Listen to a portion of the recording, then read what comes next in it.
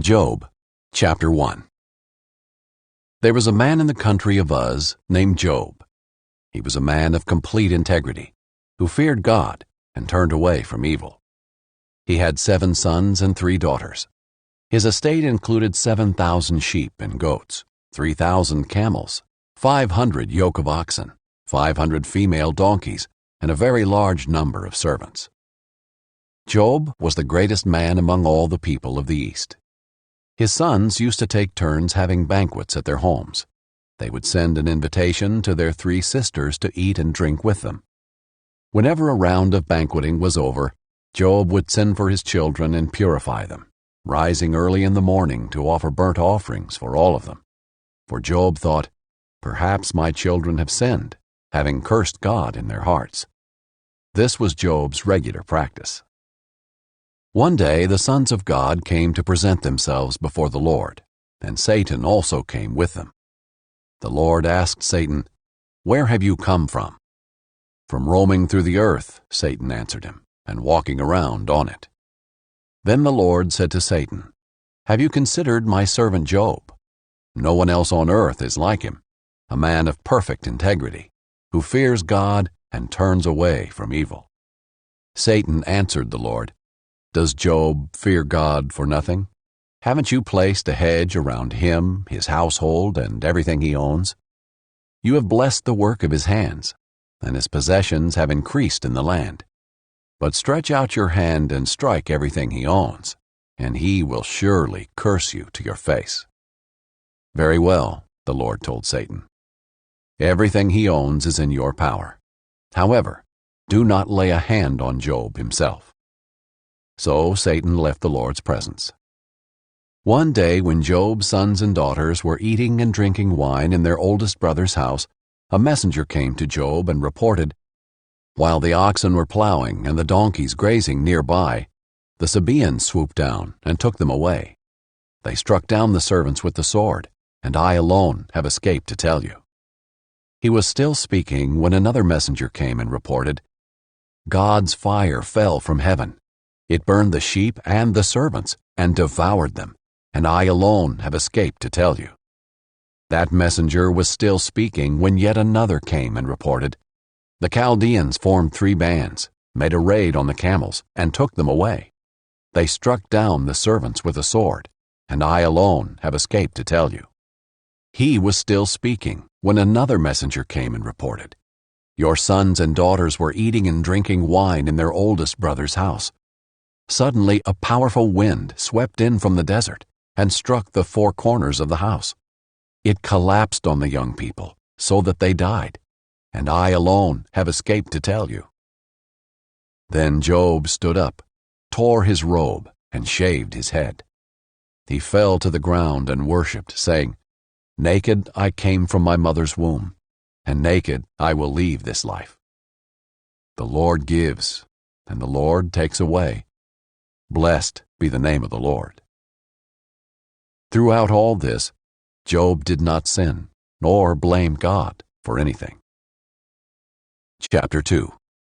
One day the sons of God came again to present themselves before the Lord, and Satan also came with them to present himself before the Lord. The Lord asked Satan, "Where have you come from?" "From roaming through the earth," Satan answered him, "and walking around on it."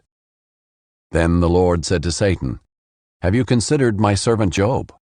No one else on earth is like him, a man of perfect integrity, who fears God and turns away from evil. He still retains his integrity, even though you incited me against him, to destroy him for no good reason." "Skin for skin," Satan answered the Lord. "A man will give up everything he owns in exchange for his life. But stretch out your hand and strike his flesh and bones, and he will surely curse you to your face." "Very well," the Lord told Satan. "He is in your power. Only spare his life." So Satan left the Lord's presence and infected Job with terrible boils from the soles of his feet to the top of his head. Then Job took a piece of broken pottery to scrape himself while he sat among the ashes. His wife said to him, Are you still holding on to your integrity? Curse God and die. You speak as a foolish woman speaks, he told her. Should we accept only good from God and not adversity? Throughout all this, Job did not sin in what he said. Now when Job's 3 friends, Eliphaz the Temanite, Bildad the Shuhite, and Zophar the Naamathite, heard about all this adversity that had happened to him, each of them came from his home. They met together to go and sympathize with him and comfort him. When they looked from a distance, they could barely recognize him. They wept aloud, and each man tore his robe and threw dust into the air and on his head. Then they sat on the ground with him 7 days and nights. But no one spoke a word to him, because they saw that his suffering was very intense. Chapter 3. After this, Job began to speak and cursed the day he was born. He said, "May the day I was born perish, and the night that said, a boy is conceived. If only that day had turned to darkness. May God above not care about it, or light shine on it. May darkness and gloom reclaim it, and a cloud settle over it. May what darkens the day terrify it. If only darkness had taken that night away. May it not appear among the days of the year, or be listed in the calendar. Yes, may that night be barren. May no joyful shout be heard in it. Let those who curse days condemn it, those who are ready to rouse Leviathan. May its morning stars grow dark. May it wait for daylight but have none. May it not see the breaking of dawn. For that night did not shut the doors of my mother's womb, and hide sorrow from my eyes. Why was I not stillborn? Why didn't I die as I came from the womb? Why did the knees receive me, and why were there breasts for me to nurse? Now I would certainly be lying down in peace. I would be asleep. Then I would be at rest with the kings and counselors of the earth, who rebuilt ruined cities for themselves, or with princes who had gold, who filled their houses with silver. Or why was I not hidden like a miscarried child, like infants who never see daylight? There the wicked cease to make trouble, and there the weary find rest. The captives are completely at rest. They do not hear a taskmaster's voice. Both small and great are there, and the slave is set free from his master. Why is light given to one burdened with grief, and life to those whose existence is bitter, who wait for death, but it does not come, and search for it more than for hidden treasure, who are filled with much joy and are glad when they reach the grave? Why is life given to a man whose path is hidden, whom God has hedged in? I sigh when food is put before me, and my groans pour out like water. For the thing I feared has overtaken me, and what I dreaded has happened to me. I cannot relax or be calm. I have no rest, for turmoil has come. Chapter 4. Then Eliphaz the Temanite replied, "Should anyone try to speak with you when you are exhausted? Yet who can keep from speaking? Indeed, you have instructed many, and have strengthened weak hands. Your words have steadied the one who was stumbling, and braced the knees that were buckling. But now that this has happened to you, you have become exhausted. It strikes you, and you are dismayed. Isn't your piety your confidence, and the integrity of your life your hope? Consider, who has perished when he was innocent? Where have the honest been destroyed? In my experience, those who plow injustice and those who sow trouble reap the same. They perish at a single blast from God, and come to an end by the breath of his nostrils. The lion may roar and the fierce lion growl, but the teeth of young lions are broken. The strong lion dies if it catches no prey, and the cubs of the lioness are scattered. A word was brought to me in secret. My ears caught a whisper of it. Among unsettling thoughts from visions in the night, when deep sleep comes over men, fear and trembling came over me, and made all my bones shake. I felt a draft on my face, and the hair on my body stood up. A figure stood there, but I could not recognize its appearance. A form loomed before my eyes. I heard a whispering voice. Can a mortal be righteous before God? Can a man be more pure than his Maker? If God puts no trust in his servants, and he charges his angels with foolishness, how much more those who dwell in clay houses, whose foundation is in the dust, who are crushed like a moth. They are smashed to pieces from dawn to dusk. They perish forever, while no one notices. Are their tent cords not pulled up? They die without wisdom. Chapter 5. Call out, will anyone answer you? Which of the holy ones will you turn to? For anger kills a fool, and jealousy slays the gullible. I have seen a fool taking root, but I immediately pronounced a curse on his home. His children are far from safety. They are crushed at the city gate with no one to rescue them. The hungry consume his harvest, even taking it out of the thorns. The thirsty pant for his children's wealth, for distress does not grow out of the soil, and trouble does not sprout from the ground. But humans are born for trouble, as surely as sparks fly upward. However, if I were you, I would appeal to God, and would present my case to him. He does great and unsearchable things, wonders without number. He gives rain to the earth and sends water to the fields. He sets the lowly on high, and mourners are lifted to safety. He frustrates the schemes of the crafty so that they achieve no success. He traps the wise in their craftiness, so that the plans of the deceptive are quickly brought to an end. They encounter darkness by day, and they grope at noon as if it were night. He saves the needy from their sharp words, and from the clutches of the powerful.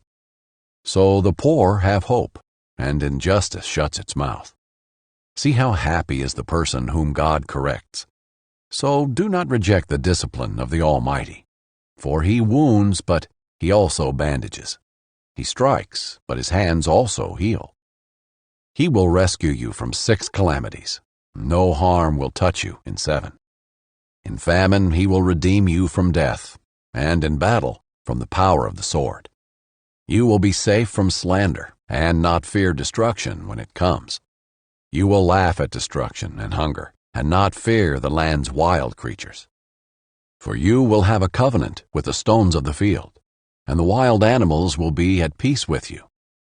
You will know that your tent is secure, and nothing will be missing when you inspect your home.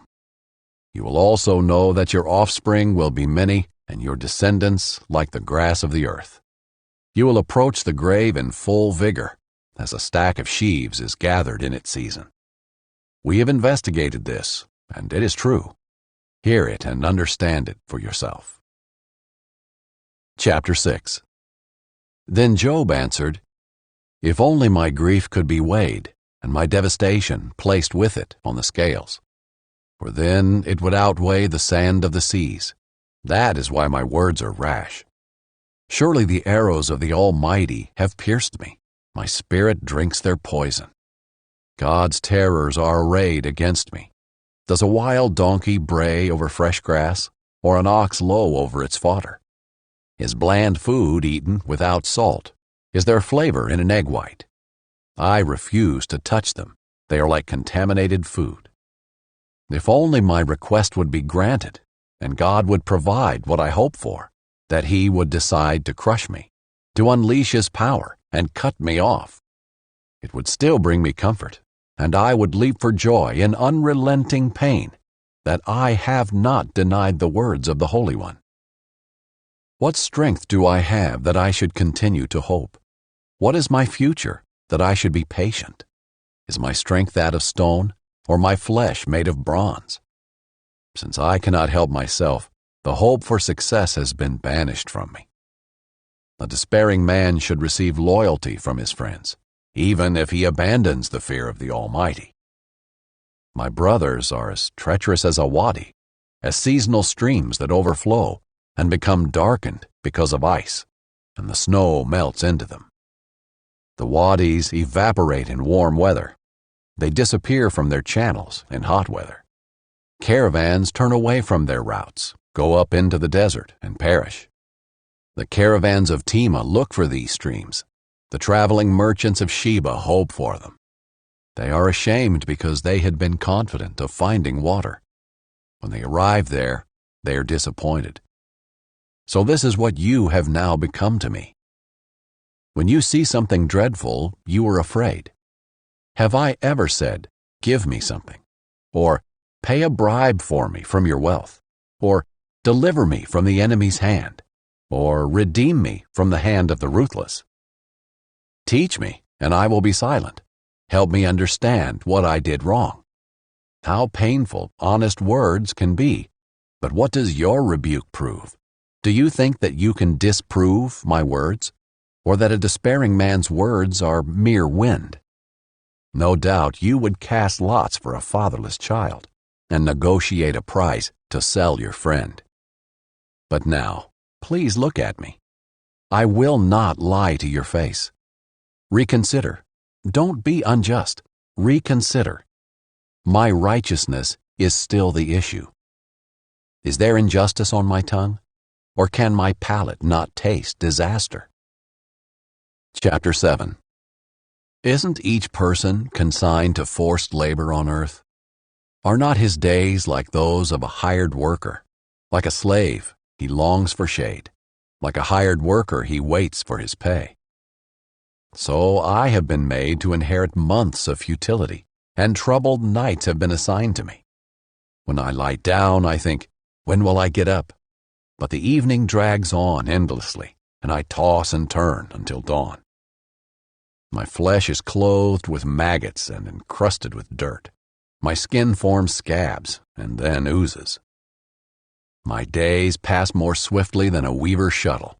They come to an end without hope. Remember that my life is but a breath. My eye will never again see anything good. The eye of anyone who looks on me will no longer see me. Your eyes will look for me, but I will be gone. As a cloud fades away and vanishes, so the one who goes down to Sheol will never rise again. He will never return to his house. His hometown will no longer remember him. Therefore I will not restrain my mouth. I will speak in the anguish of my spirit. I will complain in the bitterness of my soul. Am I the sea or a sea monster that you keep me under guard? When I say, my bed will comfort me and my couch will ease my complaint, then you frighten me with dreams and terrify me with visions, so that I prefer strangling. Death rather than life in this body. I give up. I will not live forever. Leave me alone, for my days are a breath.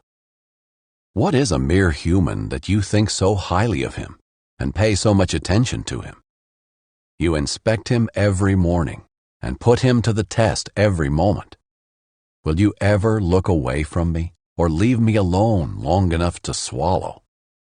If I have sinned, what have I done to you, watcher of humanity? Why have you made me your target, so that I have become a burden to you? Why not forgive my sin and pardon my iniquity? For soon I will lie down in the grave. You will eagerly seek me, but I will be gone. Chapter 8. Then Bildad the Shuhite replied, How long will you go on saying these things? Your words are a blast of wind. Does God pervert justice? Does the Almighty pervert what is right? Since your children sinned against him, he gave them over to their rebellion. But if you earnestly seek God and ask the Almighty for mercy, if you are pure and upright, then he will move even now on your behalf and restore the home where your righteousness dwells. Then, even if your beginnings were modest, your final days will be full of prosperity. For ask the previous generation, and pay attention to what their ancestors discovered, since we were born only yesterday and know nothing. Our days on earth are but a shadow. Will they not teach you and tell you and speak from their understanding? Does papyrus grow where there is no marsh? Do reeds flourish without water? While still uncut shoots, they would dry up quicker than any other plant. Such is the destiny of all who forget God. The hope of the godless will perish. His source of confidence is fragile. What he trusts in is a spider's web. He leans on his web, but it doesn't stand firm. He grabs it, but it does not hold up. He is a well-watered plant in the sunshine. His shoots spread out over his garden. His roots are intertwined around a pile of rocks. He looks for a home among the stones. If he is uprooted from his place, it will deny knowing him, saying, "I never saw you." Surely this is the joy of his way of life. Yet others will sprout from the dust. Look, God does not reject a person of integrity, and he will not support evildoers. He will yet fill your mouth with laughter, and your lips with a shout of joy. Your enemies will be clothed with shame. The tent of the wicked will no longer exist. Chapter 9. Then Job answered, "Yes, I know what you've said is true. But how can a person be justified before God? If one wanted to take him to court, he could not answer God once in 1,000 times. God is wise and all-powerful. Who has opposed him and come out unharmed? He removes mountains without their knowledge, overturning them in his anger. He shakes the earth from its place so that its pillars tremble. He commands the sun not to shine and seals off the stars. He alone stretches out the heavens and treads on the waves of the sea. He makes the stars, the Bear, Orion, the Pleiades, and the constellations of the southern sky. He does great and unsearchable things, wonders without number. If he passed by me, I wouldn't see him. If he went by, I wouldn't recognize him. If he snatches something, who can stop him? Who can ask him, "What are you doing?" God does not hold back his anger. Rahab's assistants cringe in fear beneath him. How then can I answer him, or choose my arguments against him? Even if I were in the right, I could not answer. I could only beg my judge for mercy. If I summoned him and he answered me, I do not believe he would pay attention to what I said. He batters me with a whirlwind and multiplies my wounds without cause. He doesn't let me catch my breath, but fills me with bitter experiences. If it is a matter of strength, look, he is the powerful one. If it is a matter of justice, who can summon him? Even if I were in the right, my own mouth would condemn me. If I were blameless, my mouth would declare me guilty.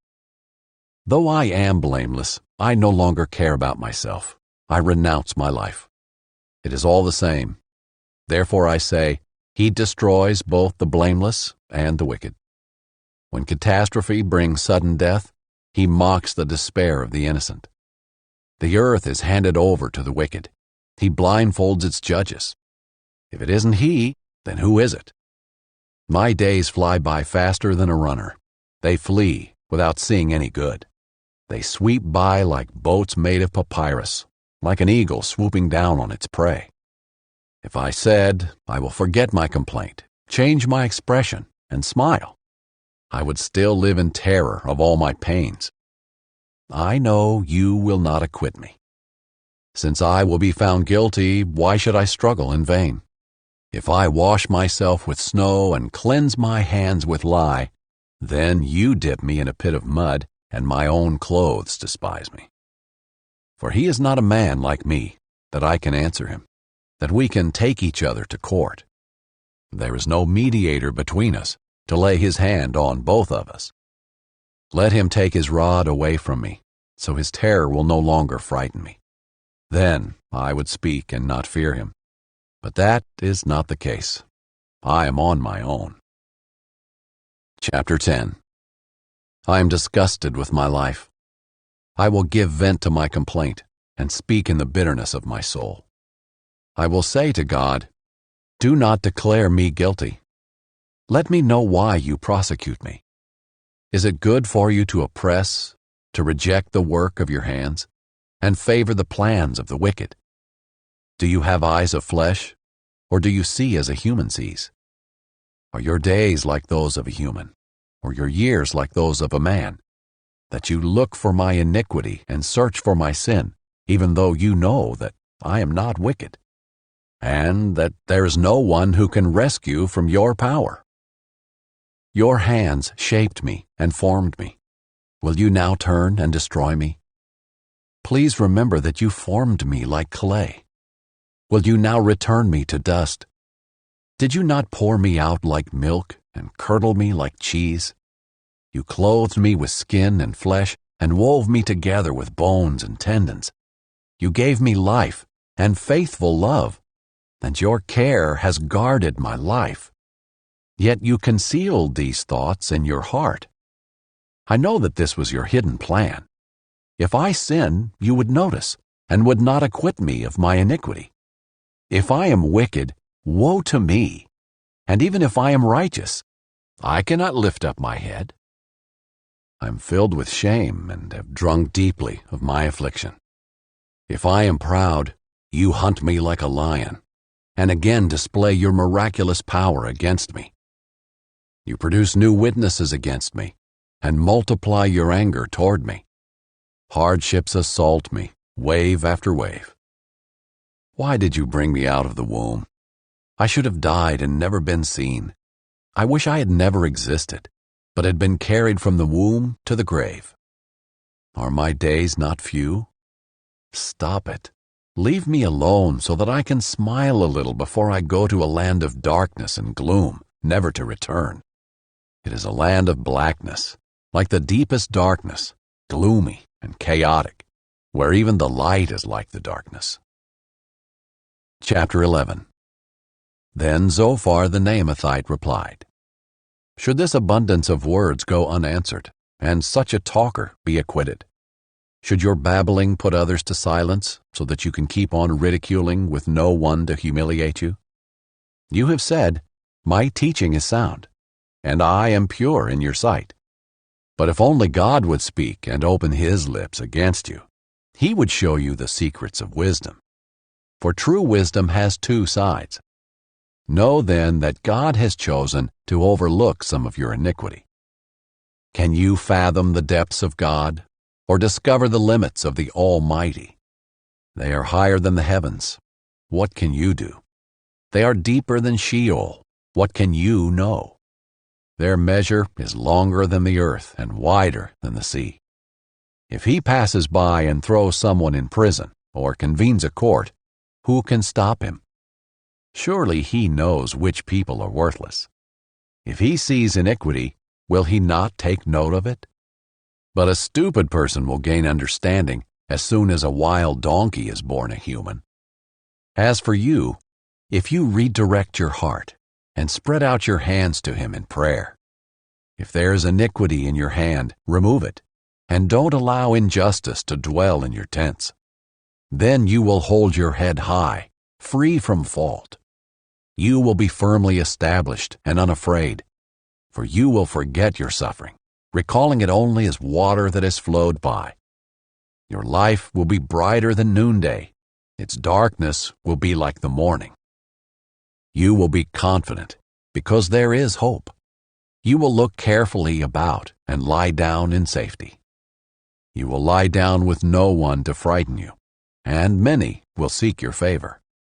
But the sight of the wicked will fail. Their way of escape will be cut off, and their only hope is their last breath. Chapter 12. Then Job answered, No doubt you are the people, and wisdom will die with you. But I also have a mind like you. I am not inferior to you. Who doesn't know the things you are talking about? I am a laughingstock to my friends by calling on God, who answers me. The righteous and blameless man is a laughingstock. The one who is at ease holds calamity in contempt and thinks it is prepared for those whose feet are slipping. The tents of robbers are safe, and those who trouble God are secure. God holds them in his hands. But ask the animals, and they will instruct you. Ask the birds of the sky, and they will tell you. Or speak to the earth, and it will instruct you. Let the fish of the sea inform you.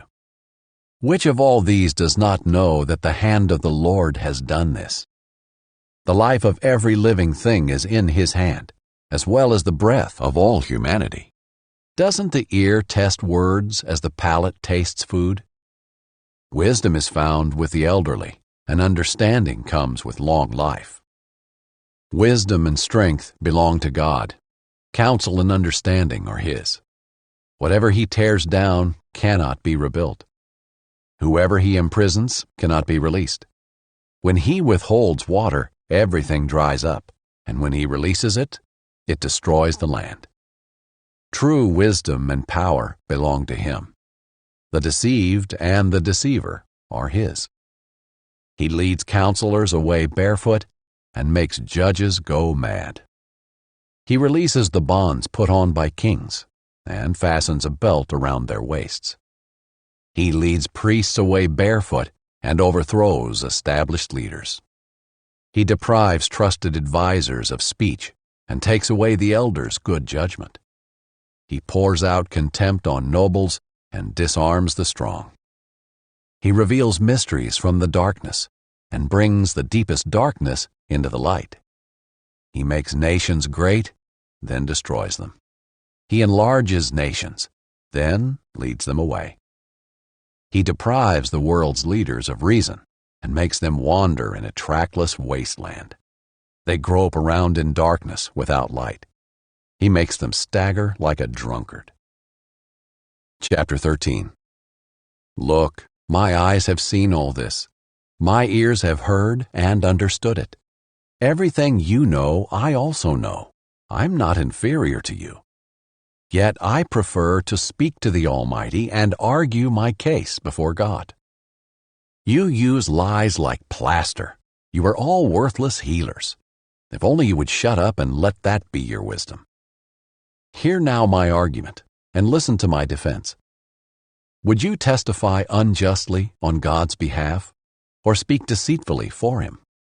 Would you show partiality to him, or argue the case in his defense? Would it go well if he examined you? Could you deceive him as you would deceive a man? Surely he would rebuke you if you secretly showed partiality. Would God's majesty not terrify you? Would his dread not fall on you? Your memorable sayings are proverbs of ash. Your defenses are made of clay. Be quiet, and I will speak. Let whatever comes happen to me. I will put myself at risk and take my life in my own hands. Even if he kills me, I will hope in him. I will still defend my ways before him. Yes, this will result in my deliverance, for no godless person can appear before him. Pay close attention to my words. Let my declaration ring in your ears. Now then, I have prepared my case. I know that I am right. Can anyone indict me? If so, I will be silent and die. Only grant these two things to me, God, so that I will not have to hide from your presence. Remove your hand from me, and do not let your terror frighten me. Then call, and I will answer. Or I will speak, and you can respond to me. How many iniquities and sins have I committed? Reveal to me my transgression and sin. Why do you hide your face and consider me your enemy? Will you frighten a wind-driven leaf? Will you chase after dry straw? For you record bitter accusations against me, and make me inherit the iniquities of my youth. You put my feet in the stocks and stand watch over all my paths, setting a limit for the soles of my feet. A person wears out like something rotten, like a moth-eaten garment. Chapter 14. Anyone born of woman is short of days and full of trouble. He blossoms like a flower, then withers. He flees like a shadow and does not last. Do you really take notice of one like this? Will you bring me into judgment against you? Who can produce something pure from what is impure? No one. Since a person's days are determined and the number of his months depends on you, and since you have set limits he cannot pass, look away from him and let him rest. so that he can enjoy his day like a hired worker. There is hope for a tree. If it is cut down, it will sprout again, and its shoots will not die. If its roots grow old in the ground, and its stump starts to die in the soil, the scent of water makes it thrive and produce twigs like a sapling. But a person dies and fades away. He breathes his last. Where is he? As water disappears from a lake and a river becomes parched and dry, so people lie down never to rise again. They will not wake up until the heavens are no more. They will not stir from their sleep. If only you would hide me in Sheol and conceal me until your anger passes. If only you would appoint a time for me and then remember me. When a person dies, will he come back to life? If so, I would wait all the days of my struggle until my relief comes. You would call, and I would answer you. You would long for the work of your hands, for then you would count my steps, but would not take note of my sin. My rebellion would be sealed up in a bag, and you would cover over my iniquity. But as a mountain collapses and crumbles, and a rock is dislodged from its place, as water wears away stones and torrents wash away the soil from the land, so you destroy a man's hope. You completely overpower him, and he passes on. You change his appearance and send him away. If his sons receive honor, he does not know it. If they become insignificant, he is unaware of it. He feels only the pain of his own body and mourns only for himself. Chapter 15. Then Eliphaz the Temanite replied, Does a wise man answer with empty counsel, or fill himself with the hot east wind? Should he argue with useless talk, or with words that serve no good purpose? But you even undermine the fear of God and hinder meditation before him. Your iniquity teaches you what to say, and you choose the language of the crafty. Your own mouth condemns you, not I. Your own lips testify against you. Were you the first human ever born, or were you brought forth before the hills? Do you listen in on the counsel of God, or have a monopoly on wisdom? What do you know that we don't? What do you understand that is not clear to us? Both the gray-haired and the elderly are with us, older than your father. Are God's consolations not enough for you, even the words that deal gently with you? Why has your heart misled you, and why do your eyes flash as you turn your anger against God and allow such words to leave your mouth? What is a mere human that he should be pure, or one born of a woman that he should be righteous? If God puts no trust in his holy ones, and the heavens are not pure in his sight, how much less one who is revolting and corrupt, who drinks injustice like water? Listen to me, and I will inform you. I will describe what I have seen, what the wise have declared and not concealed, that came from their ancestors, to whom alone the land was given, when no foreigner passed among them. A wicked person writhes in pain all his days, throughout the number of years reserved for the ruthless. Dreadful sounds fill his ears. When he is at peace, a robber attacks him. He doesn't believe he will return from darkness. He is destined for the sword. He wanders about for food, asking, Where is it? He knows the day of darkness is at hand. Trouble and distress terrify him, overwhelming him like a king prepared for battle. For he has stretched out his hand against God, and has arrogantly opposed the Almighty. He rushes headlong at him with his thick, studded shields. Though his face is covered with fat, and his waistline bulges with it, he will dwell in ruined cities, in abandoned houses, destined to become piles of rubble. He will no longer be rich. His wealth will not endure. His possessions will not increase in the land. He will not escape from the darkness. Flames will wither his shoots, and by the breath of God's mouth he will depart. Let him not put trust in worthless things, being led astray. for what he gets in exchange will prove worthless. It will be accomplished before his time, and his branch will not flourish. He will be like a vine that drops its unripe grapes, and like an olive tree that sheds its blossoms. For the company of the godless will have no children, and fire will consume the tents of those who offer bribes. They conceive trouble and give birth to evil. Their womb prepares deception. Chapter 16. Then Job answered, I have heard many things like these. You are all miserable comforters. Is there no end to your empty words? What provokes you that you continue testifying? If you were in my place, I could also talk like you. I could string words together against you and shake my head at you.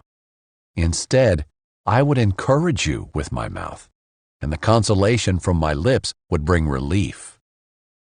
If I speak, my suffering is not relieved, and if I hold back, does any of it leave me?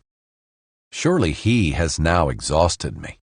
You have devastated my entire family. You have shriveled me up. It has become a witness. My frailty rises up against me and testifies to my face. His anger tears at me, and he harasses me. He gnashes his teeth at me. My enemy pierces me with his eyes. They open their mouths against me and strike my cheeks with contempt. They join themselves together against me. God hands me over to the unjust. He throws me to the wicked. I was at ease, but he shattered me.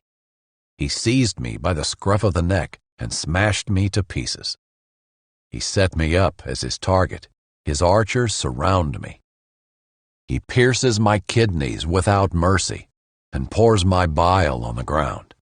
He breaks through my defenses again and again. He charges at me like a warrior. I have sewn sackcloth over my skin.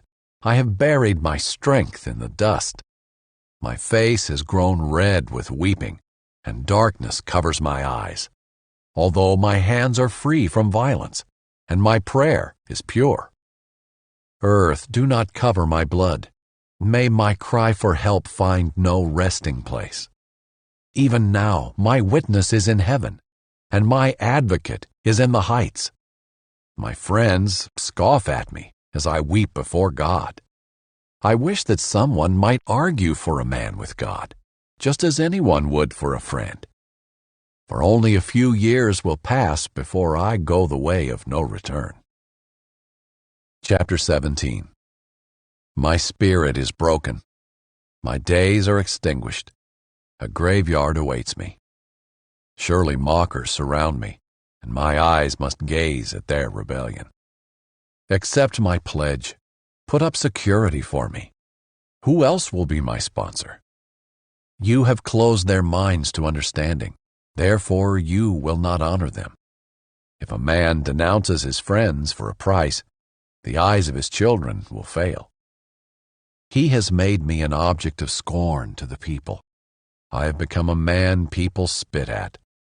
My eyes have grown dim from grief, and my whole body has become but a shadow. The upright are appalled at this, and the innocent are roused against the godless. Yet the righteous person will hold to his way, and the one whose hands are clean will grow stronger. But come back and try again, all of you. I will not find a wise man among you. My days have slipped by. My plans have been ruined, even the things dear to my heart. They turned night into day and made light seem near in the face of darkness. If I await Sheol as my home, spread out my bed in darkness, and say to corruption, you are my father, and to the maggot, my mother or my sister. Where then is my hope? Who can see any hope for me? Will it go down to the gates of Sheol, or will we descend together to the dust? Chapter 18. Then Bildad the Shuhite replied, How long until you stop talking? Show some sense, and then we can talk. Why are we regarded as cattle, as stupid in your sight? You who tear yourself in anger, Should the earth be abandoned on your account, or a rock be removed from its place? Yes, the light of the wicked is extinguished. The flame of his fire does not glow. The light in his tent grows dark, and the lamp beside him is put out. His powerful stride is shortened, and his own schemes trip him up. For his own feet lead him into a net, and he strays into its mesh. A trap catches him by the heel, a noose seizes him. A rope lies hidden for him on the ground, and a snare waits for him along the path. Terrors frighten him on every side and harass him at every step. His strength is depleted. Disaster lies ready for him to stumble. Parts of his skin are eaten away. Death's firstborn consumes his limbs. He is ripped from the security of his tent and marched away to the king of terrors. Nothing he owned remains in his tent. Burning sulfur is scattered over his home. His roots below dry up, and his branches above wither away.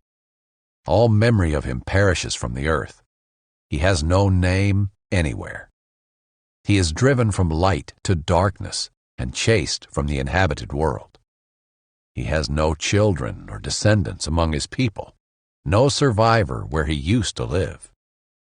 Those in the west are appalled at his fate, while those in the east tremble in horror. Indeed, such is the dwelling of the unjust man. And this is the place of the one who does not know God. Chapter 19. Then Job answered, "How long will you torment me and crush me with words? You have humiliated me 10 times now, and you mistreat me without shame. Even if it is true that I have sinned, my mistake concerns only me. If you really want to appear superior to me and would use my disgrace as evidence against me, then understand that it is God who has wronged me and caught me in his net. I cry out violence, but get no response. I call for help, but there's no justice. He has blocked my way so that I cannot pass through. He has veiled my paths with darkness. He has stripped me of my honor and removed the crown from my head. He tears me down on every side so that I am ruined. He uproots my hope like a tree. His anger burns against me, and he regards me as one of his enemies. His troops advance together. They construct a ramp against me and camp around my tent. He has removed my brothers from me. My acquaintances have abandoned me. My relatives stop coming by, and my close friends have forgotten me. My house guests and female servants regard me as a stranger. I am a foreigner in their sight. I call for my servant, but he does not answer, even if I beg him with my own mouth.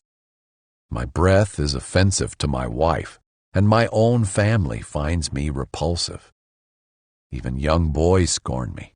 When I stand up, they mock me. All of my best friends despise me, and those I love have turned against me. My skin and my flesh cling to my bones. I have escaped with only the skin of my teeth. Have mercy on me, my friends, have mercy, for God's hand has struck me. Why do you persecute me as God does? Would you never get enough of my flesh? I wish that my words were written down, that they were recorded on a scroll or were inscribed in stone forever by an iron stylus and lead. But I know that my Redeemer lives, and at the end he will stand on the dust. Even after my skin has been destroyed, yet I will see God in my flesh. I will see him myself. My eyes will look at him, and not as a stranger. My heart longs within me. If you say, "How will we pursue him?" since the root of the problem lies with him, then be afraid of the sword, because wrath brings punishment by the sword, so that you may know there is a judgment. Chapter 20.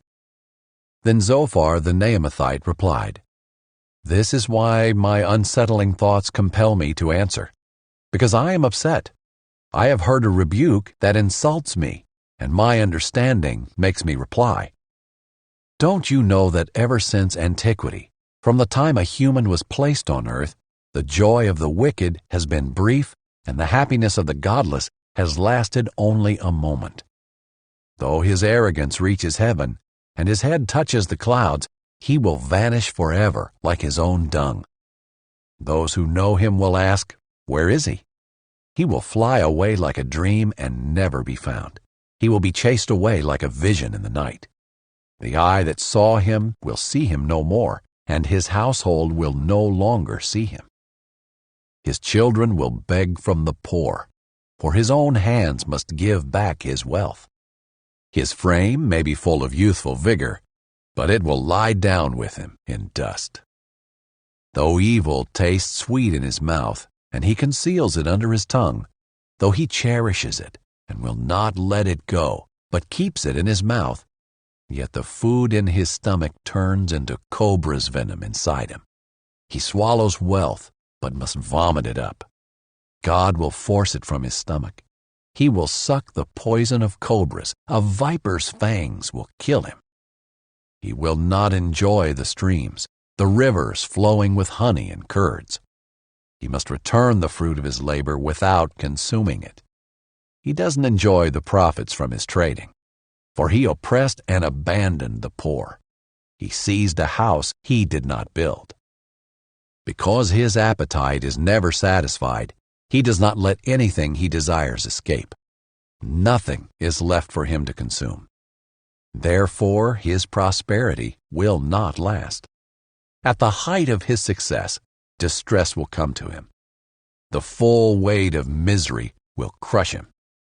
When he fills his stomach, God will send his burning anger against him, raining it down on him while he is eating. If he flees from an iron weapon, an arrow from a bronze bow will pierce him. He pulls it out of his back, the flashing tip out of his liver. Terrors come over him. Total darkness is reserved for his treasures. A fire, unfanned by human hands, will consume him. It will feed on what is left in his tent. The heavens will expose his iniquity, and the earth will rise up against him. The possessions in his house will be removed, flowing away on the day of God's anger. This is the wicked person's lot from God, the inheritance God ordained for him. Chapter 21. Then Job answered, "Pay close attention to my words. Let this be the consolation you offer. Bear with me while I speak. Then, after I have spoken, you may continue mocking. As for me, is my complaint against a human being? Then why shouldn't I be impatient? Look at me and shudder. Put your hand over your mouth. When I think about it, I'm terrified, and my body trembles in horror. Why do the wicked continue to live, growing old and becoming powerful? Their children are established while they are still alive, and their descendants before their eyes. Their homes are secure and free of fear. No rod from God strikes them. Their bulls breed without fail. Their cows calve and do not miscarry. They let their little ones run around like lambs. Their children skip about, singing to the tambourine and lyre, and rejoicing at the sound of the flute. They spend their days in prosperity and go down to Sheol in peace. Yet they say to God, 'Leave us alone. We don't want to know your ways. Who is the Almighty that we should serve him? And what will we gain by pleading with him?' But their prosperity is not of their own doing. The counsel of the wicked is far from me. How often is the lamp of the wicked put out? Does disaster come on them? Does he apportion destruction in his anger? Are they like straw before the wind, like chaff a storm sweeps away? God reserves a person's punishment for his children. Let God repay the person himself, so that he may know it. Let his own eyes see his demise. Let him drink from the Almighty's wrath. For what does he care about his family once he is dead, when the number of his months has run out? Can anyone teach God knowledge, since he judges the exalted ones? One person dies in excellent health, completely secure and at ease. His body is well fed, and his bones are full of marrow. Yet another person dies with a bitter soul, having never tasted prosperity. But they both die in the dust, and worms cover them. I know your thoughts very well, the schemes by which you would wrong me. For you say, "Where now is the nobleman's house? And where are the tents the wicked lived in?" Have you never consulted those who travel the roads? Don't you accept their reports? Indeed, the evil person is spared from the day of disaster, rescued from the day of wrath. Who would denounce his behavior to his face? Who would repay him for what he has done? He is carried to the grave, and someone keeps watch over his tomb. The dirt on his grave is sweet to him. Everyone follows behind him, and those who go before him are without number. So how can you offer me such futile comfort? Your answers are deceptive. Chapter 22.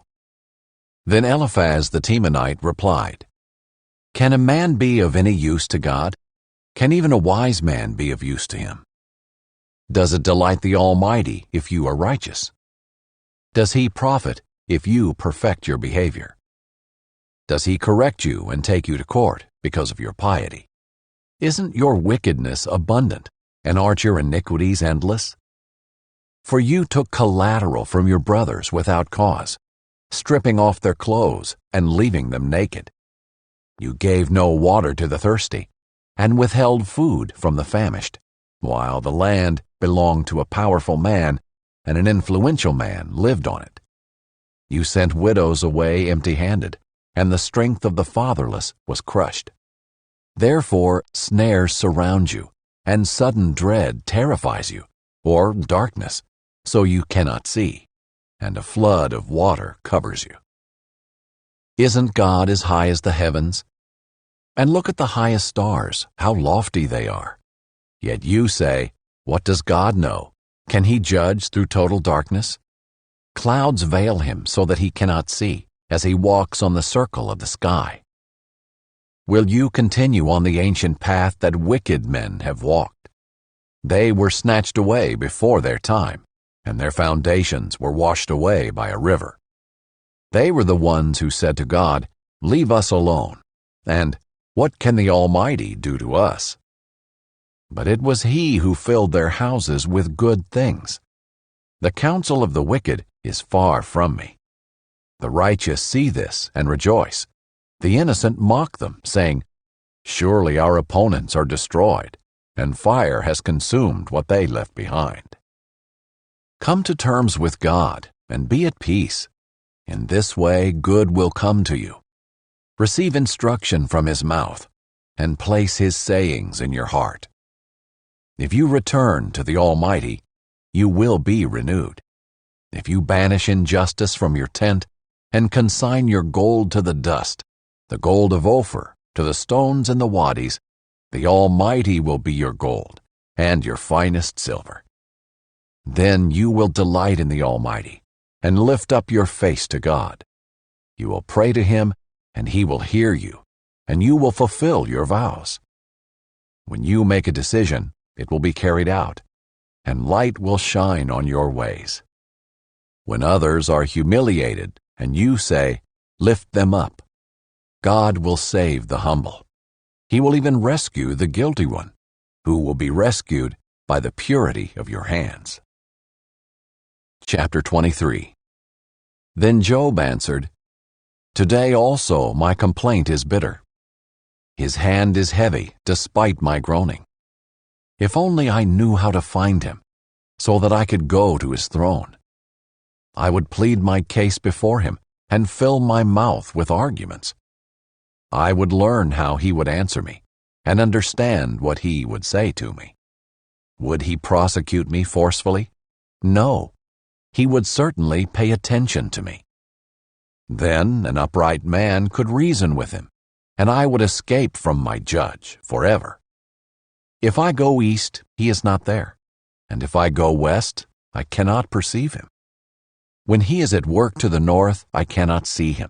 When he turns south, I cannot find him. Yet he knows the way I have taken. When he has tested me, I will emerge as pure gold. My feet have followed in his tracks. I have kept to his way and not turned aside.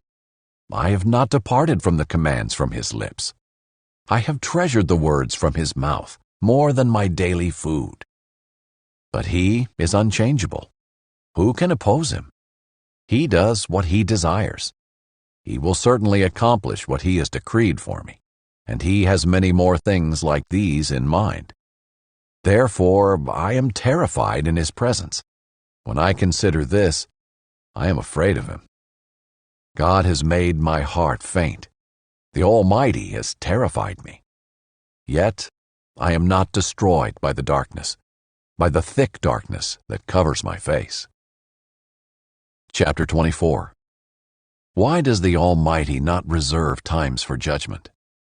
Why do those who know him never see his days? The wicked displace boundary markers. They steal a flock and provide pasture for it.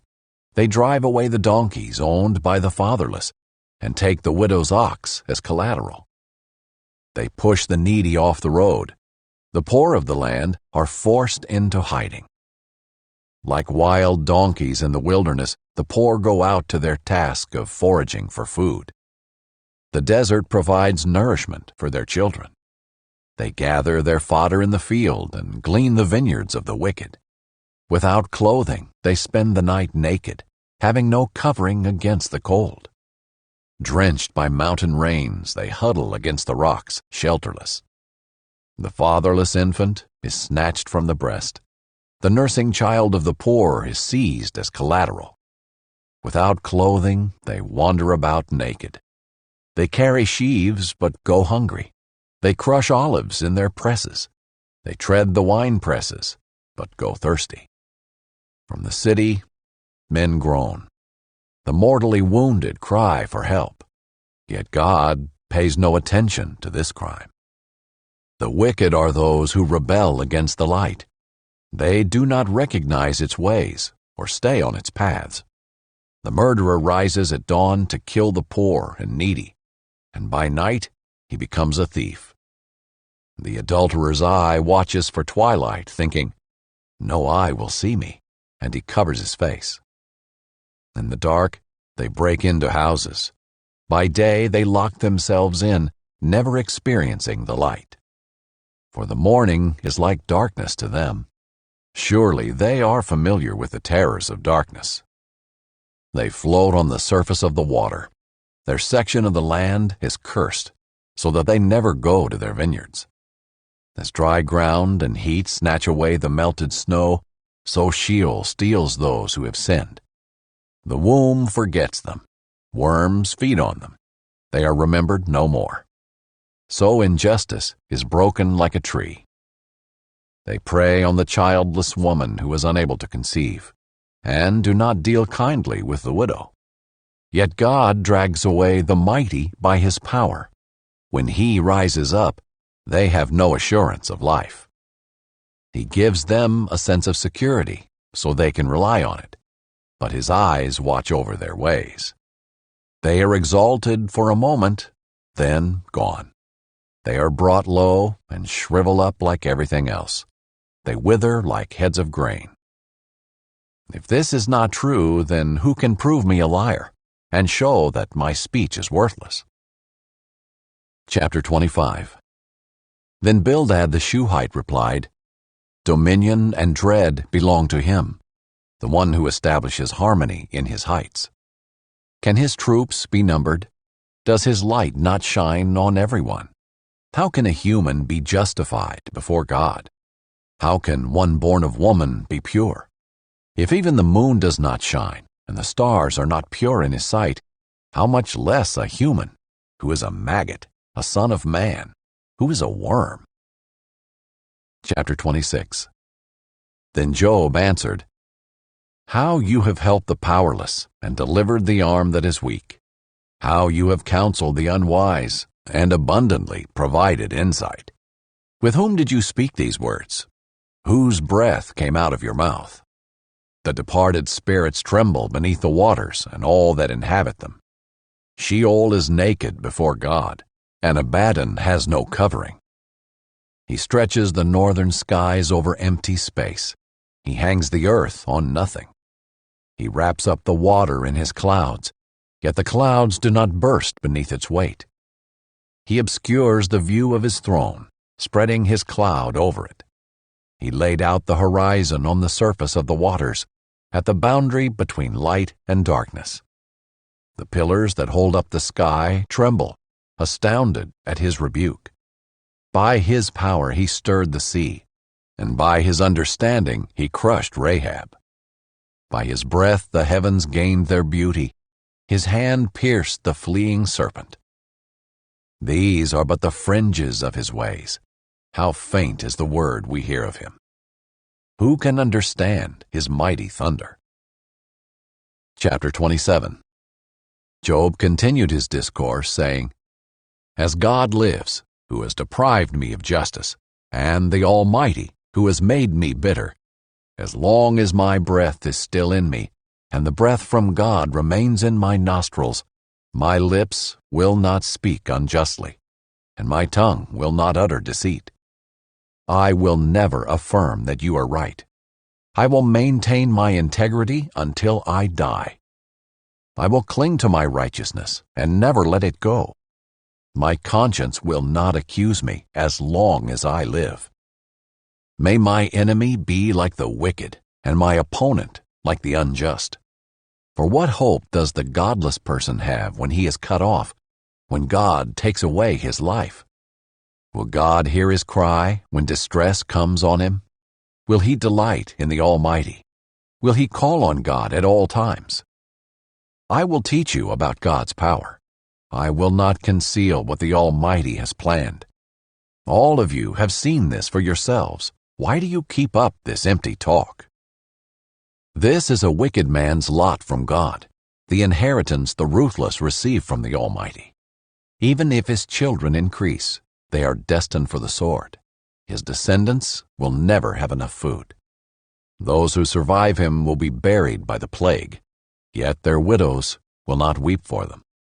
Though he piles up silver like dust and heaps up fine clothing like clay, he may heap it up, but the righteous will wear it, and the innocent will divide up his silver. The house he built is like a moth's cocoon or a shelter set up by a watchman. He lies down wealthy, but will do so no more. When he opens his eyes, it is gone. Terrors overtake him like a flood. A storm wind sweeps him away at night. An east wind picks him up, and he is gone. It carries him away from his place.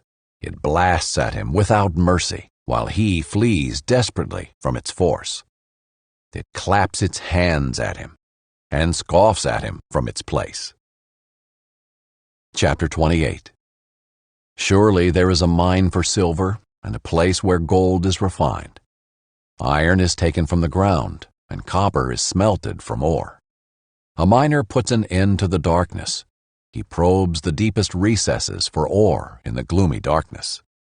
He cuts a shaft far from human habitation, in places unknown to those who walk above ground. Suspended far away from people, the miners swing back and forth. Food may come from the earth, but below the surface, the earth is transformed as by fire. Its rocks are a source of lapis lazuli, containing flecks of gold. No bird of prey knows that path. No falcon's eye has seen it. Proud beasts have never walked on it. No lion has ever prowled over it. The miner uses a flint tool and turns up ore from the root of the mountains. He cuts out channels in the rocks, and his eyes spot every treasure. He dams up the streams from flowing so that he may bring to light what is hidden. But where can wisdom be found, and where is understanding located? No one can know its value, since it cannot be found in the land of the living. The ocean depths say, "It's not in me," while the sea declares, "I don't have it." Gold cannot be exchanged for it, and silver cannot be weighed out for its price. Wisdom cannot be valued in the gold of Ophir, in precious onyx, or lapis lazuli. Gold and glass do not compare with it, and articles of fine gold cannot be exchanged for it. Coral and quartz are not worth mentioning. The price of wisdom is beyond pearls. Topaz from Cush cannot compare with it, and it cannot be valued in pure gold. Where then does wisdom come from, and where is understanding located? It is hidden from the eyes of every living thing, and concealed from the birds of the sky. Abaddon and Death say, "We have heard news of it with our ears." But God understands the way to wisdom, and He knows its location. For He looks to the ends of the earth and sees everything under the heavens. When God fixed the weight of the wind and distributed the water by measure, when He established a limit for the rain and a path for the lightning, He considered wisdom and evaluated it. He established it and examined it. He said to mankind, "The fear of the Lord, that is wisdom, and to turn from evil is understanding." Chapter 29. Job continued his discourse, saying, "If only I could be as in months gone by, in the days when God watched over me, when His lamp shone above my head, and I walked through darkness by His light. I would be as I was in the days of my youth, when God's friendship rested on my tent, when the Almighty was still with me, and my children were around me, when my feet were bathed in curds, and the rock poured out streams of oil for me. When I went out to the city gate and took my seat in the town square, the young men saw me and withdrew, while older men stood to their feet. City officials stopped talking and covered their mouths with their hands. The noblemen's voices were hushed, and their tongues stuck to the roof of their mouths. When they heard me, they blessed me, and when they saw me, they spoke well of me. For I rescued the poor who cried out for help, and the fatherless child who had no one to support him. The dying blessed me, and I made the widow's heart rejoice. I clothed myself in righteousness, and it enveloped me. My just decisions were like a robe and a turban. I was eyes to the blind and feet to the lame. I was a father to the needy, and I examined the case of the stranger. I shattered the fangs of the unjust and snatched the prey from his teeth. So I thought, I will die in my own nest and multiply my days as the sand. My roots will have access to water, and the dew will rest on my branches all night. My whole being will be refreshed within me, and my bow will be renewed in my hand. Men listened to me with expectation, waiting silently for my advice. After a word from me, they did not speak again. My speech settled on them like dew. They waited for me as for the rain, and opened their mouths as for spring showers. If I smiled at them, they couldn't believe it. They were thrilled at the light of my countenance. I directed their course and presided as chief. I lived as a king among his troops, like one who comforts those who mourn. Chapter 30. But now they mock me. Men younger than I am, whose fathers I would have refused to put with my sheepdogs. What use to me was the strength of their hands? Their vigor had left them. Emaciated from poverty and hunger, they gnawed the dry land, the desolate wasteland by night. They plucked mallow among the shrubs, and the roots of the broom tree were their food. They were banished from human society. People shouted at them as if they were thieves. They are living on the slopes of the wadis, among the rocks and in holes in the ground. They bray among the shrubs. They huddle beneath the thistles. Foolish men without even a name. They were forced to leave the land. Now I am mocked by their songs. I have become an object of scorn to them. They despise me and keep their distance from me. They do not hesitate to spit in my face. Because God has loosened my bowstring and oppressed me, they have cast off restraint in my presence. The rabble rise up at my right. They trap my feet and construct their siege ramp against me. They tear up my path. They contribute to my destruction without anyone to help them. They advance as through a gaping breach. They keep rolling in through the ruins. Terrors are turned loose against me. They chase my dignity away like the wind, and my prosperity has passed by like a cloud. Now my life is poured out before me, and days of suffering have seized me. Night pierces my bones, but my gnawing pains never rest. My clothing is distorted with great force. He chokes me by the neck of my garment. He throws me into the mud, and I have become like dust and ashes. I cry out to you for help, but you do not answer me. When I stand up, you merely look at me. You have turned against me with cruelty. You harass me with your strong hand. You lift me up on the wind and make me ride it. You scatter me in the storm. Yes, I know that you will lead me to death, the place appointed for all who live.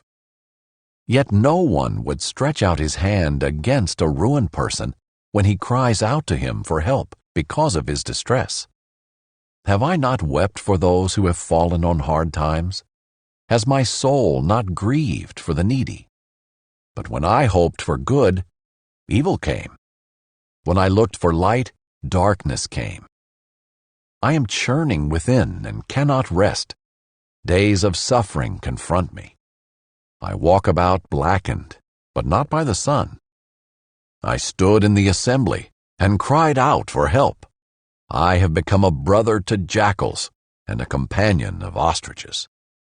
My skin blackens and flakes off, and my bones burn with fever.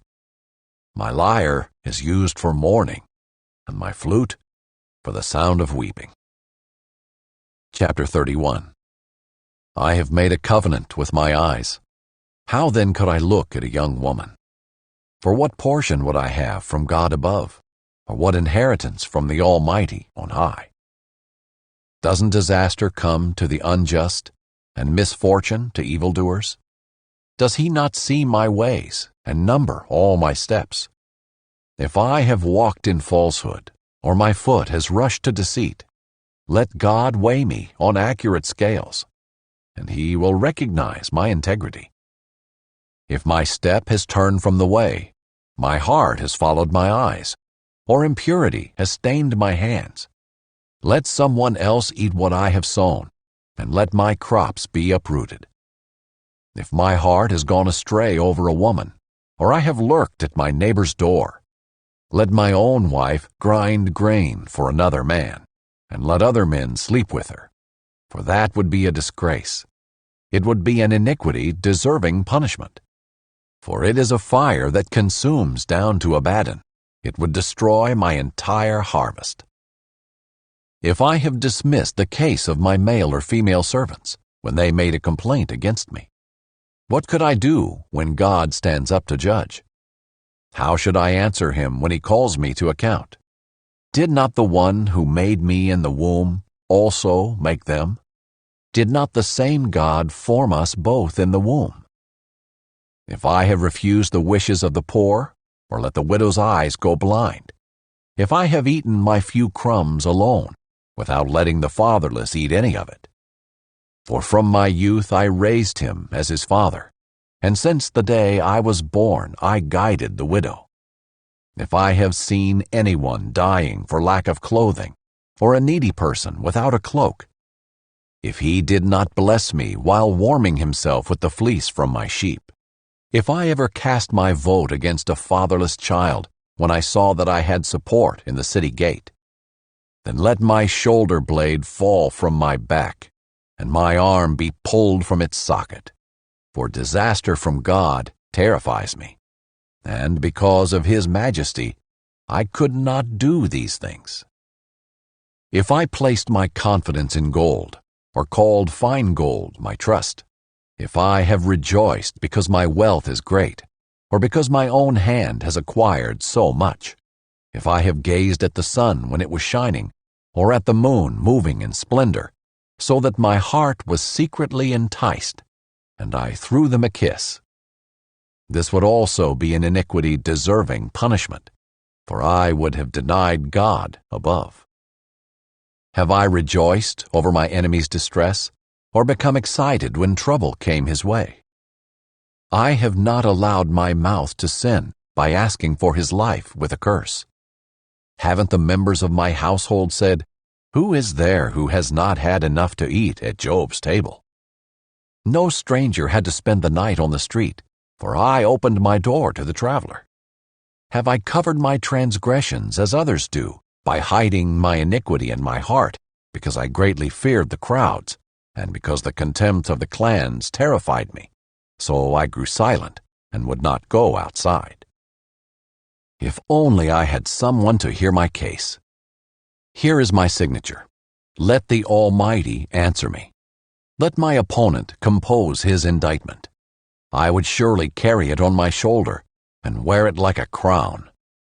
I would give him an account of all my steps. I would approach him like a prince.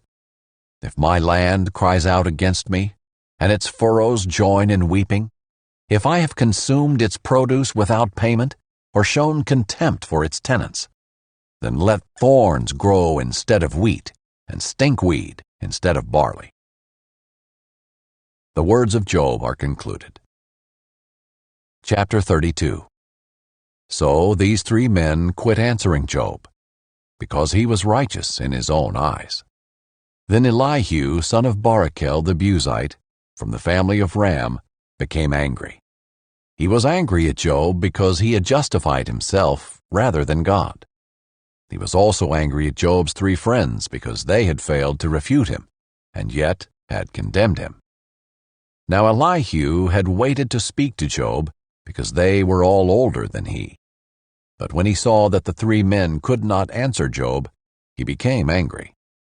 So Elihu, son of Barachel the Buzite, replied, "I am young in years, while you are old. Therefore I was timid and afraid to tell you what I know. I thought that age should speak, and maturity should teach wisdom. But it is the spirit in a person, the breath from the Almighty, that gives anyone understanding. It is not only the old who are wise, or the elderly who understand how to judge. Therefore I say, listen to me. I too will declare what I know. Look, I waited for your conclusions. I listened to your insights as you sought for words. I paid close attention to you. Yet no one proved Job wrong. Not one of you refuted his arguments. So do not claim, 'We have found wisdom.' Let God deal with him, not man. But Job has not directed his argument to me, and I will not respond to him with your arguments. Job's friends are dismayed and can no longer answer. Words have left them. Should I continue to wait now that they are silent, now that they stand there and no longer answer? I too will answer. Yes, I will tell what I know. For I am full of words, and my spirit compels me to speak. My heart is like unvented wine. It is about to burst like new wineskins. I must speak so that I can find relief. I must open my lips and respond. I will be partial to no one, and I will not give anyone an undeserved title. For I do not know how to give such titles, otherwise my Maker would remove me in an instant. Chapter 33. But now, Job, pay attention to my speech, and listen to all my words. I'm going to open my mouth. My tongue will form words on my palate. My words come from my upright heart, and my lips speak with sincerity what they know. The Spirit of God has made me, and the breath of the Almighty gives me life. Refute me, if you can. Prepare your case against me. Take your stand. I am just like you before God. I was also pinched off from a piece of clay. Fear of me should not terrify you. No pressure from me should weigh you down. Surely you have spoken in my hearing, and I have heard these very words, I am pure, without transgression. I am clean, and have no iniquity. But he finds reasons to oppose me. He regards me as his enemy. He puts my feet in the stocks. He stands watch over all my paths. But I tell you that you are wrong in this matter. Since God is greater than man, why do you take him to court for not answering anything a person asks? For God speaks time and again, but a person may not notice it. In a dream, a vision in the night, when deep sleep comes over people as they slumber on their beds, he uncovers their ears and terrifies them with warnings, in order to turn a person from his actions and suppress the pride of a person. God spares his soul from the pit, his life from crossing the river of death. The person may be disciplined on his bed with pain and constant distress in his bones, so that he detests bread, and his soul despises his favorite food. His flesh wastes away to nothing, and his unseen bones stick out. He draws near to the pit, and his life to the executioners. If there is an angel on his side, one mediator out of 1,000, to tell a person what is right for him, and to be gracious to him and say, "Spare him from going down to the pit. I have found a ransom," then his flesh will be healthier than in his youth, and he will return to the days of his youthful vigor. He will pray to God, and God will delight in him. That person will see his face with a shout of joy, and God will restore his righteousness to him. He will look at men and say, "I have sinned and perverted what was right, yet I did not get what I deserved. He redeemed my soul from going down to the pit, and I will continue to see the light." God certainly does all these things 2 or 3 times to a person, in order to turn him back from the pit, so he may shine with the light of life. Pay attention, Job, and listen to me. Be quiet, and I will speak. But if you have something to say, answer me. Speak, for I would like to justify you. If not, then listen to me. Be quiet, and I will teach you wisdom. Chapter 34. Then Elihu continued, saying, "Hear my words, you wise ones, and listen to me, you knowledgeable ones. Doesn't the ear test words as the palate tastes food? Let us judge for ourselves what is right. Let us decide together what is good. For Job has declared, 'I am righteous, yet God has deprived me of justice.' Would I lie about my case? My wound is incurable, though I am without transgression. What man is like Job? He drinks derision like water. He keeps company with evildoers, and walks with wicked men. For he has said, 'A man gains nothing when he becomes God's friend.' Therefore listen to me, you men of understanding. It is impossible for God to do wrong, and for the Almighty to act unjustly. For he repays a person according to his deeds, and he gives him what his conduct deserves. Indeed, it is true that God does not act wickedly, and the Almighty does not pervert justice. Who gave him authority over the earth? Who put him in charge of the entire world? If he put his mind to it, and withdrew the spirit and breath he gave, every living thing would perish together, and mankind would return to the dust. If you have understanding, hear this. Listen to what I have to say. Could one who hates justice govern the world? Will you condemn the mighty righteous one, who says to a king, 'Worthless man,' and to nobles, 'Wicked men'? God is not partial to princes, and does not favor the rich over the poor, for they are all the work of his hands. They die suddenly in the middle of the night. People shudder, then pass away. Even the mighty are removed without effort. For his eyes watch over a man's ways, and he observes all his steps.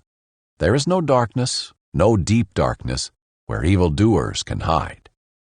God does not need to examine a person further, that one should approach him in court. He shatters the mighty without an investigation, and sets others in their place. Therefore he recognizes their deeds, and overthrows them by night, and they are crushed. In full view of the public, he strikes them for their wickedness, because they turned aside from following him, and did not understand any of his ways, but caused the poor to cry out to him, and he heard the outcry of the needy. But when God is silent, who can declare him guilty? When he hides his face, who can see him? Yet he watches over both individuals and nations, so that godless men should not rule or ensnare the people. Suppose someone says to God, "I have endured my punishment. I will no longer act wickedly. Teach me what I cannot see. If I have done wrong, I won't do it again." Should God repay you on your terms when you have rejected his? You must choose, not I. So declare what you know. Reasonable men will say to me, along with the wise men who hear me, "Job speaks without knowledge. His words are without insight." If only Job were tested to the limit, because his answers are like those of wicked men. For he adds rebellion to his sin. He scornfully claps in our presence, while multiplying his words against God. Chapter 35. Then Elihu continued, saying, "Do you think it is just when you say, 'I am righteous before God'? For you ask, 'What does it profit you, and what benefit comes to me if I do not sin?' I will answer you and your friends with you. Look at the heavens and see. Gaze at the clouds high above you. If you sin, how does it affect God? If you multiply your transgressions, what does it do to him? If you are righteous, what do you give him, or what does he receive from your hand? Your wickedness affects a person like yourself, and your righteousness a son of man. People cry out because of severe oppression. They shout for help because of the power of the mighty. But no one asks, 'Where is God, my Maker, who provides us with songs in the night, who gives us more understanding than the animals of the earth, and makes us wiser than the birds of the sky?' There they cry out, but he does not answer, because of the pride of evil people. Indeed, God does not listen to empty cries, and the Almighty does not take note of it. How much less when you complain that you do not see him, that your case is before him, and you are waiting for him. But now, because God's anger does not punish, and he does not pay attention to transgression, Job opens his mouth in vain, and multiplies words without knowledge. Chapter 36. Then Elihu continued, saying, "Be patient with me a little longer, and I will inform you, for there is still more to be said on God's behalf. I will get my knowledge from a distant place, and ascribe justice to my Maker. Indeed, my words are not false. One who has complete knowledge is with you. Yes, God is mighty, but he despises no one. He understands all things. He does not keep the wicked alive, but he gives justice to the oppressed. He does not withdraw his gaze from the righteous, but he seats them forever with enthroned kings, and they are exalted. If people are bound with chains and trapped by the cords of affliction, God tells them what they have done and how arrogantly they have transgressed. He opens their ears to correction and tells them to repent from iniquity. If they listen and serve him, they will end their days in prosperity and their years in happiness. But if they do not listen, they will cross the river of death and die without knowledge. Those who have a godless heart harbor anger. Even when God binds them, they do not cry for help. They die in their youth. Their life ends among male cult prostitutes. God rescues the afflicted by their affliction. He instructs them by their torment. Indeed, he lured you from the jaws of distress to a spacious and unconfined place. Your table was spread with choice food. Yet now you are obsessed with the judgment due the wicked. Judgment and justice have seized you. Be careful that no one lures you with riches. Do not let a large ransom lead you astray. Can your wealth or all your physical exertion keep you from distress? Do not long for the night when nations will disappear from their places. Be careful that you do not turn to iniquity, for that is why you have been tested by affliction. Look, God shows himself exalted by his power. Who is a teacher like him? Who has appointed his way for him, and who has declared, "You have done wrong"? Remember that you should praise his work, which people have sung about. All mankind has seen it. People have looked at it from a distance. Yes, God is exalted beyond our knowledge. The number of his years cannot be counted, for he makes water drops evaporate. They distill the rain into its mist, which the clouds pour out and shower abundantly on mankind. Can anyone understand how the clouds spread out, or how the thunder roars from God's pavilion? See how he spreads his lightning around him and covers the depths of the sea. For he judges the nations with these. He gives food in abundance. He covers his hands with lightning and commands it to hit its mark. The thunder declares his presence, the cattle also the approaching storm. Chapter 37. My heart pounds at this and leaps from my chest. Just listen to his thunderous voice and the rumbling that comes from his mouth. He lets it loose beneath the entire sky, his lightning to the ends of the earth. Then there comes a roaring sound. God thunders with his majestic voice. He does not restrain the lightning when his rumbling voice is heard. God thunders wondrously with his voice.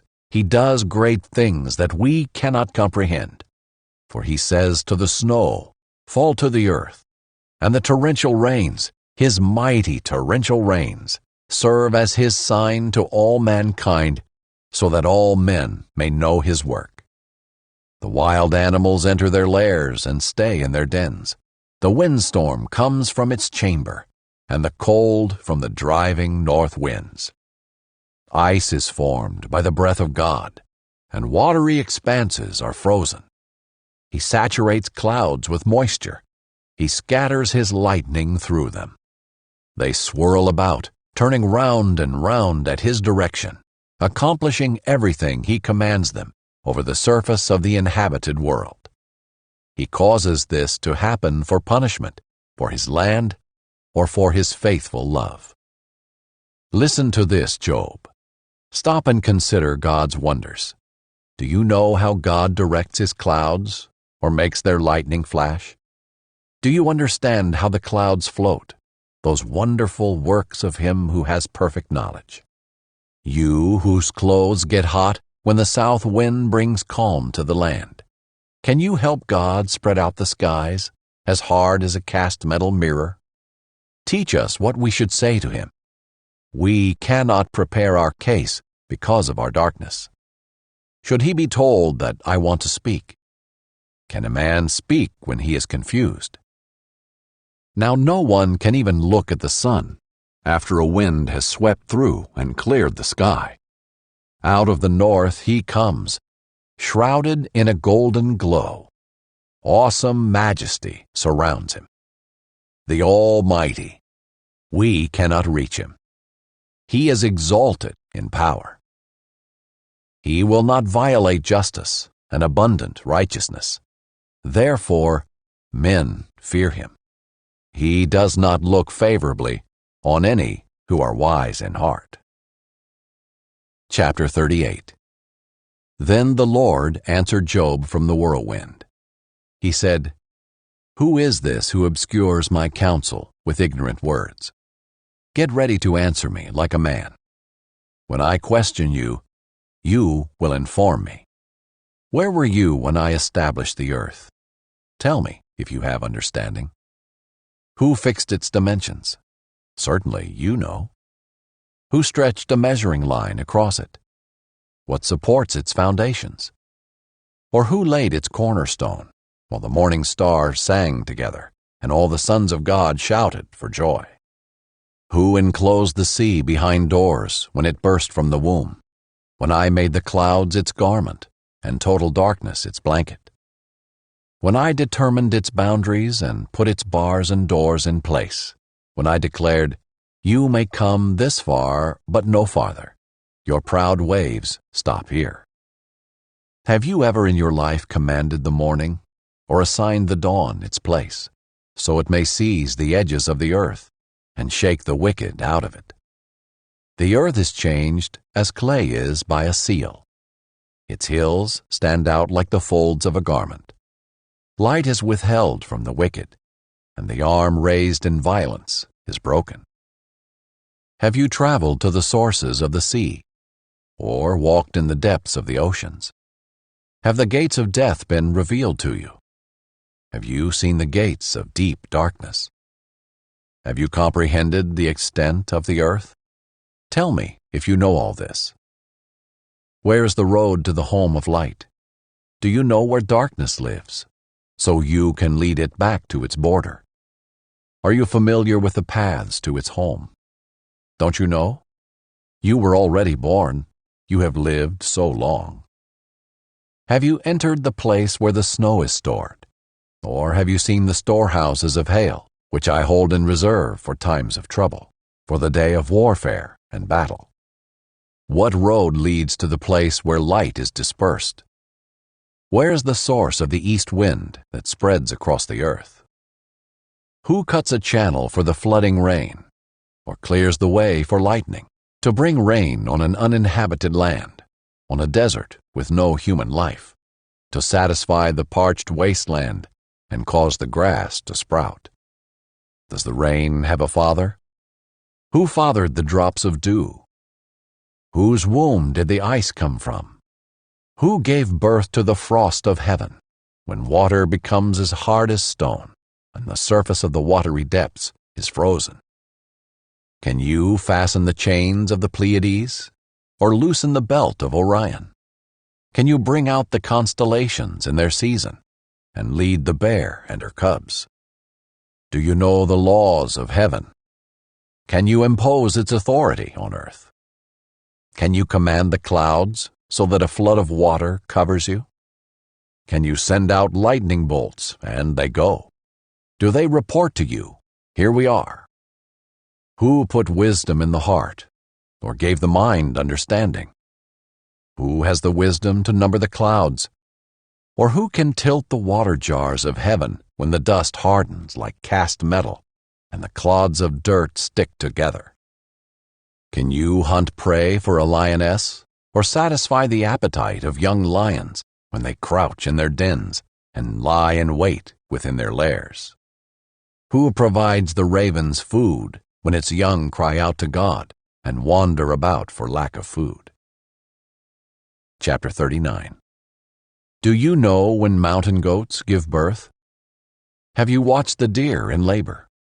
Can you count the months they are pregnant, so you can know the time they give birth? They crouch down to give birth to their young. They deliver their newborn. Their offspring are healthy and grow up in the open field. They leave and do not return. Who set the wild donkey free? Who released the swift donkey from its harness? I made the desert its home, and the salty wasteland its dwelling. It scoffs at the noise of the village and never hears the shouts of a driver. It roams the mountains for its pasture land, searching for anything green. Would the wild ox be willing to serve you? Would it spend the night by your feeding trough? Can you hold the wild ox to a furrow by its harness? Will it plow the valleys behind you? Can you depend on it because its strength is great? Would you leave it to do your hard work? Can you trust the wild ox to harvest your grain and bring it to your threshing floor? The wings of the ostrich flap joyfully, but are her feathers and plumage like the stork's? She abandons her eggs on the ground and lets them be warmed in the sand. She forgets that a foot may crush them, or that some wild animal may trample them. She treats her young harshly, as if they were not her own, with no fear that her labor may have been in vain. For God has deprived her of wisdom. He has not endowed her with understanding. When she proudly spreads her wings, she laughs at the horse and its rider. Do you give strength to the horse? Do you adorn his neck with a mane? Do you make him leap like a locust?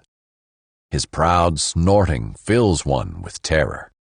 He paws in the valley and rejoices in his strength. He charges into battle. He laughs at fear, since he is afraid of nothing. He does not run from the sword. A quiver rattles at his side, along with a flashing spear and a javelin. He charges ahead with trembling rage.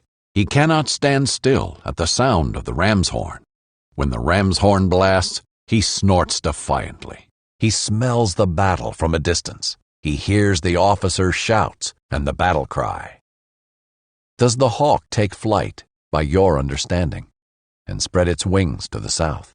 Does the eagle soar at your command and make its nest on high?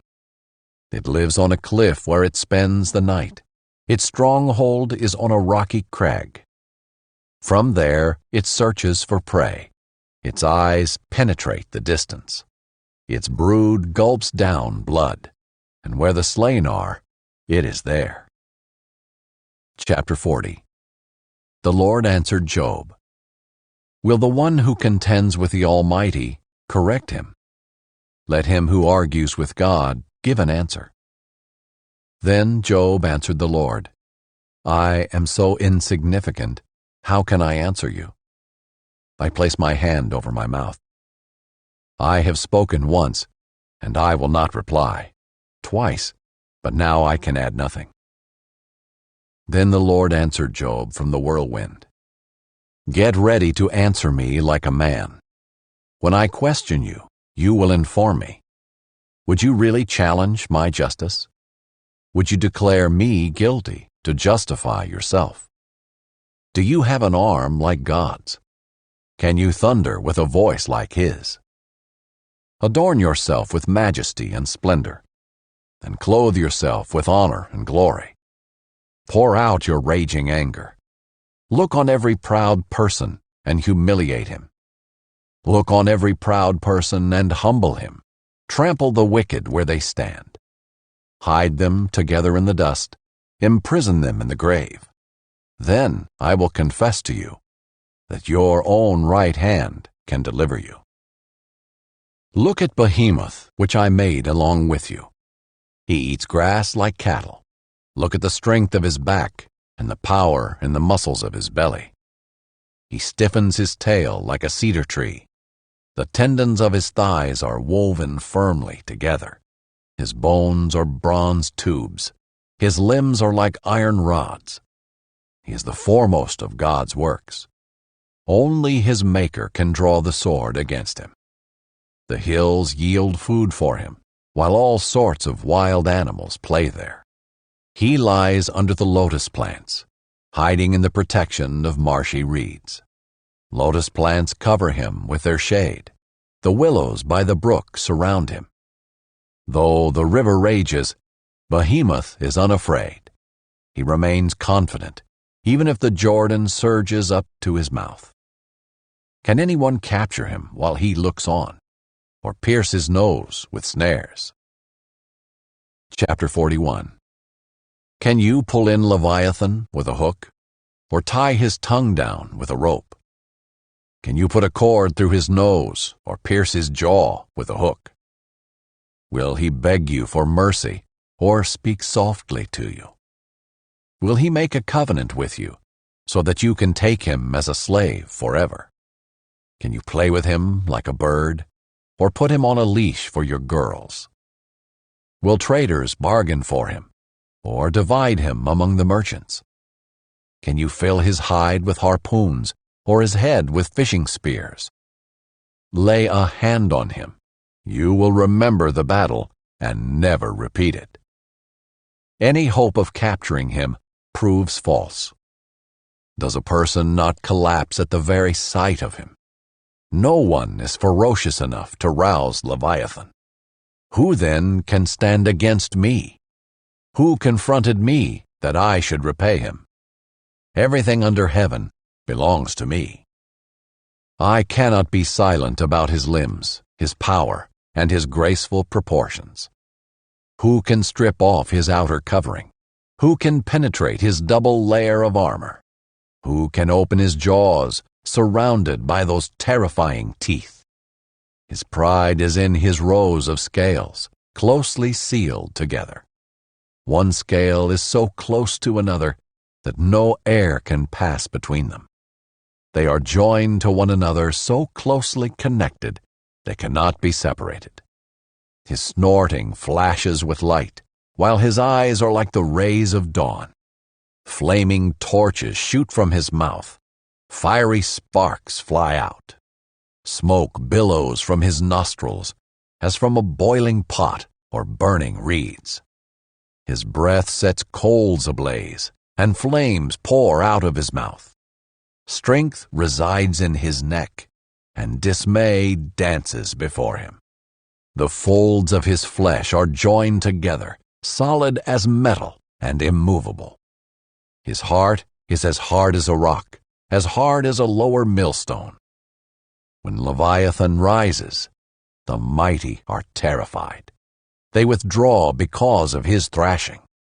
The sword that reaches him will have no effect, nor will a spear, dart, or arrow. He regards iron as straw, and bronze as rotten wood.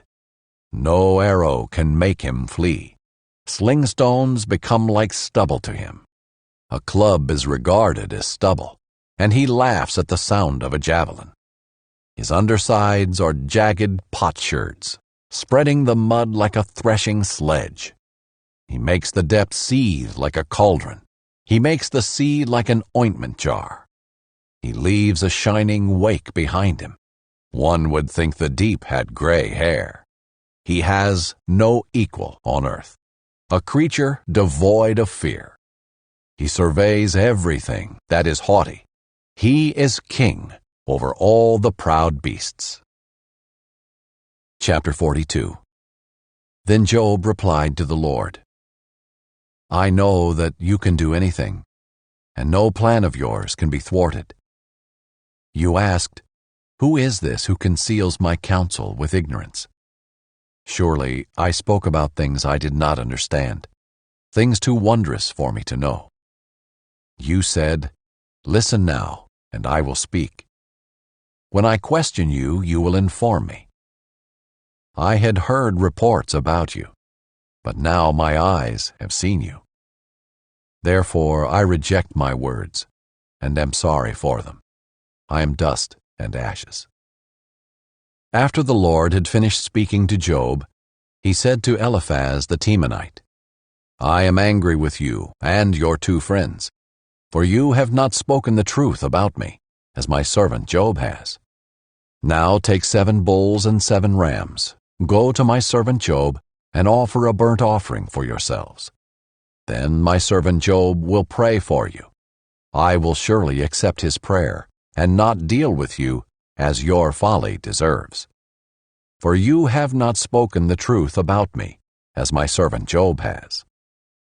Then Eliphaz the Temanite, Bildad the Shuhite, and Zophar the Naamathite went and did as the Lord had told them, and the Lord accepted Job's prayer. After Job had prayed for his friends, the Lord restored his fortunes and doubled his previous possessions. All his brothers, sisters, and former acquaintances came to him and dined with him in his house. They sympathized with him and comforted him concerning all the adversity the Lord had brought on him. Each one gave him a piece of silver and a gold earring. So the Lord blessed the last part of Job's life more than the first. He owned 14,000 sheep and goats, 6,000 camels, 1,000 yoke of oxen, and 1,000 female donkeys. He also had 7 sons and 3 daughters. He named his first daughter Jemimah, his second Keziah, and his third Karen-Happuch. No women as beautiful as Job's daughters could be found in all the land. and their father granted them an inheritance with their brothers. Job lived 140 years after this, and saw his children and their children to the 4th generation. Then Job died, old and full of days.